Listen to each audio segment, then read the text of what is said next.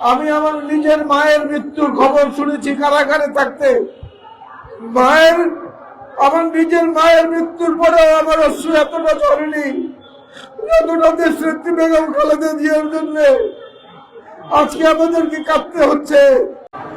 দেশনেত্রী বেগম খালেদা জিয়া কি, এটা নতুন করে আমাদের কারো কাছ থেকে কোনো বিশেষণ যুক্ত হওয়ার অপেক্ষায় নাই। গোটা বাংলাদেশ মনে হয় গত কিছুদিন ধরে বাংলাদেশের আকাশ, বাংলাদেশের বাতাস, বাংলাদেশের সমস্ত পরিবেশ একত্রে বোধহয় কান্না শুরু করেছে। এই বাংলাদেশের মানচিত্রের বাইরে পৃথিবীর যেখানে যেখানে যত বাংলাদেশি আছেন এমন কোন পাষাণ হৃদয় নাই যারা দেশনেত্রী বেগম খালেদা জিয়ার আজকের অবস্থার জন্য চোখের অশ্রু বিসর্জন না করেন, হাত তুলে আল্লাহর কাছে মোনাজাত না করেন, এমন একটি মানুষও মনে হয় খুঁজে পাওয়া যাবে না।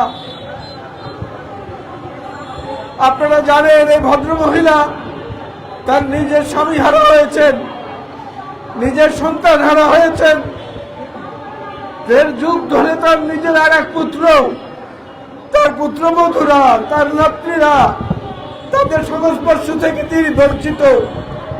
বাংলাদেশের মানুষকেই তিনি পরিবার বানিয়েছেন, গোটা বাংলাদেশকে তিনি তার হৃদয়ের মানচিত্রে স্থান দিয়েছেন। আজকে তার জন্য আমাদের দোয়া করতে হচ্ছে আল্লাহর কাছে।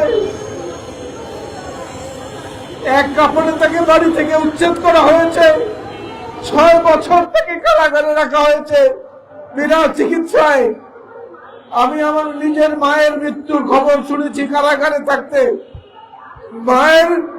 আমার নিজের মায়ের মৃত্যুর পরেও আমার অশ্রু এতটা ঝরেনি যতটা দেশনেত্রী বেগম খালেদা জিয়ার জন্য আজকে আমাদেরকে কাঁদতে হচ্ছে। নামাজের বিছানায় ঘুমোতে যাওয়ার আগে ঘুম থেকে উঠে, হে আল্লাহ, হে রব্বুল আলামিন, আপনি আমাদের মাকে সুস্থ করে দিন, আপনি আমাদের মাকে সুস্থ করে দিন, আপনি আমাদের মাকে সেবায় আদালা কামেলা দান করুন। আপনি বাংলাদেশের মানুষের কল্যাণের জন্য, বাংলাদেশের মানুষের আকাঙ্ক্ষা পূরণের জন্য আল্লাহ আপনি তাকে সুস্থ করে দিন।